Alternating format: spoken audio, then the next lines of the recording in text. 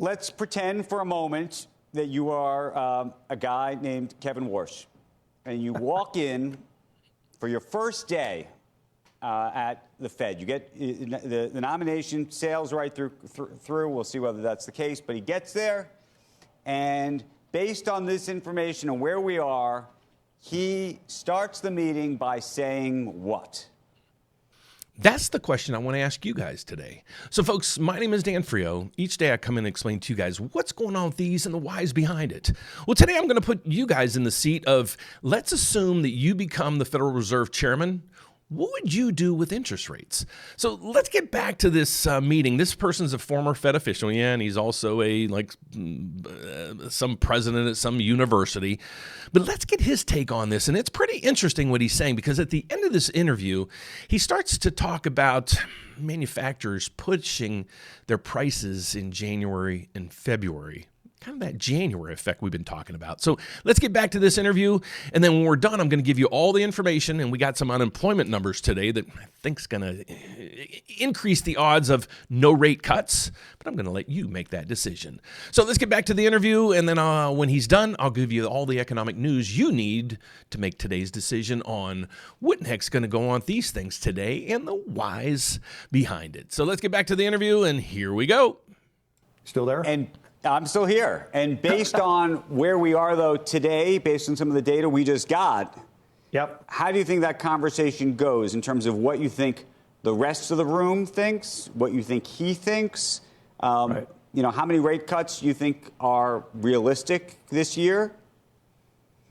Look, if things are as good as Hassett said just now in that interview, why would you cut rates? If you read the Wall Street Journal yesterday on the front page, it talked about companies are going to be pushing through prices. If you listen to the members of the Chamber of Commerce, you ought to have Ross Perot, who's the chairman of that presently, on the show at some point. But if you listen to those members, they're no longer willing to be cowed by the President of the United States. They are going to protect their margins, and they're going to deal with tariffs and other cost increases by pushing prices forward. That's what they're saying. So it's not just the hard data as to where we've been.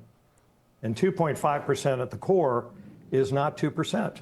So, okay, now that's what his take is on this. So let me give you all the information you need to figure out what's going to go on with rates today.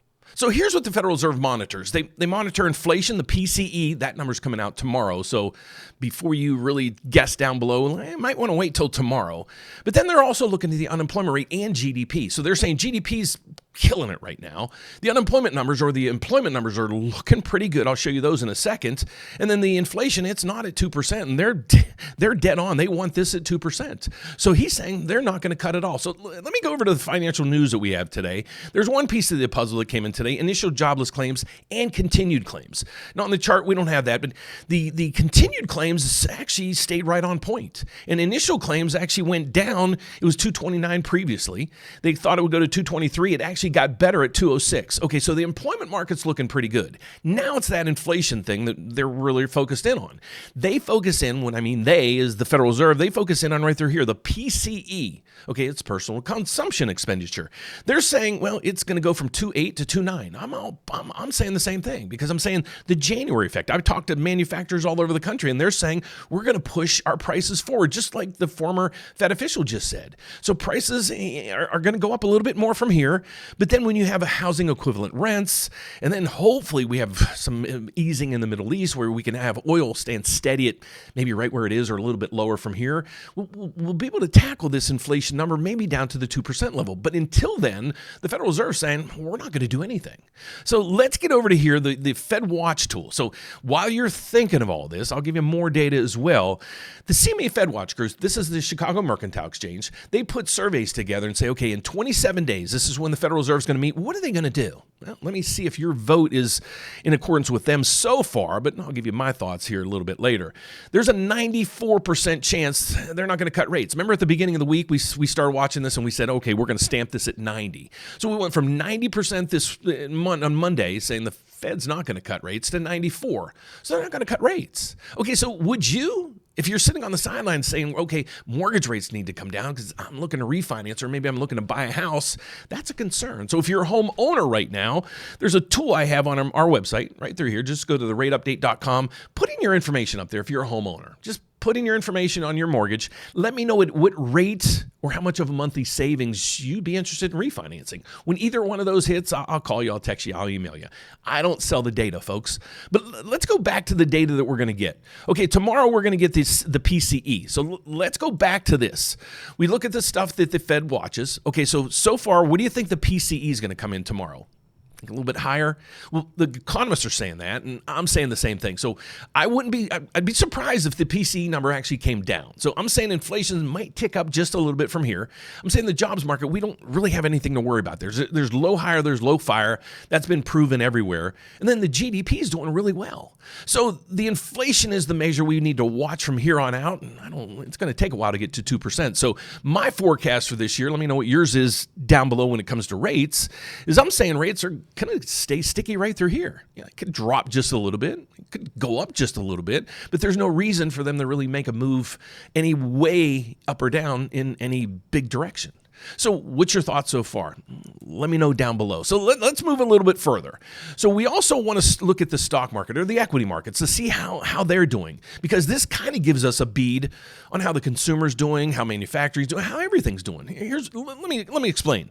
This week we have a whole bunch of earnings coming in. Today we had Walmart. So think about it. If you want to see how the consumer's doing, let's check and see what Walmart's doing. Maybe, some of these other things. So what I want you to do is go to Earnings Hub. If you're interested in stocks, even if you're interested in things like this, you have to get a general feel of what the market's doing, what the economy's doing. So if you look over my head, if you see Walmart, they missed their earnings. They were only up 1.37%. But if you look at some of these others, Lemon, it's an insurance company, it's up 27%. Deere's up 19% on earnings per share. That's what I'm talking about here. Etsy is up 7%. What is W? Oh my goodness, that is Wayfair. Its earnings per share is up 112%. So the consumer must be doing pretty good, but I can vouch for it, there is a huge K-shaped economy. People at the top doing fantastic. People in the middle, they're scraping by, but if you're down in the lower rings, you're struggling right now. And that's why I do my channel. I want you guys to understand stocks, bonds, cryptocurrencies, and all those things so you can kind of help manage your life a little bit better. So let's get to the last piece of this puzzle. If you guys need some help with this, you could be a consumer thinking, okay, can I buy a house?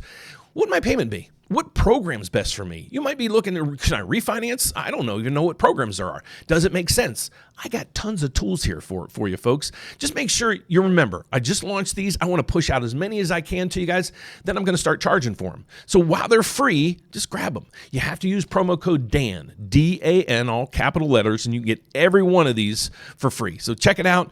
I will be revamping these as we go, so you can get access to the new improved versions of this.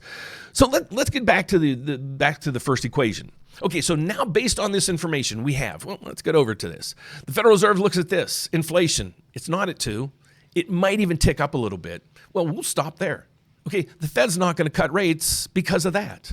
That's pure and simple.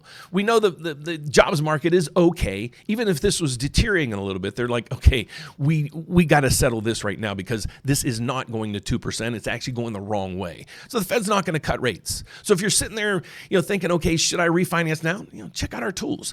Wonder if you're looking to build or buy. What would you advise your clients? Here's what I'm telling them. I don't really think mortgage rates are going to move all that much because we know inflation's where it is. The Fed's not going to cut. They're not going to raise rates in an economy that has bad employment or not that robust unemployment. So you have inflation over 2 and it's staying sticky there. It might even be closer to 3 when we get some more readings. Then we have a jobs market that's not too bad. So if I'm on the Fed, I'm not cutting. I'm not cutting at this meeting. I'm not cutting at the next meeting. I'm not even cutting at maybe the meeting after that. But there will be a new person in charge of the Fed at that time. So pay attention who's members of the Fed. But if you really want them to maintain their independence, they need to pay attention to the data that you and I just went over today. So that's our report for today. I hope you take all this information and use it to your benefit. If you're out there looking to buy, refinance, love to be able to help you. Let me show you my site real quick. I have a slogan here, folks. Well, my name is Dan Frio. I'm a licensed mortgage loan officer in all 50 states as well as Puerto Rico. My slogan's this: one application, one credit pool. We're going to compare your loan and your rate with almost 40 different lenders. How? Well, check out our videos that we do to explain that thing. But I work at a bank that I'm licensed in all 50 states as well as Puerto Rico, and we're set up with almost 40 different lenders to make sure we're getting you the lowest rate, lowest fees in the market. So thanks for watching. Let me know your guesses down below. Do you think rates are going to be at 5.99 anytime soon or 6.25 at the next move?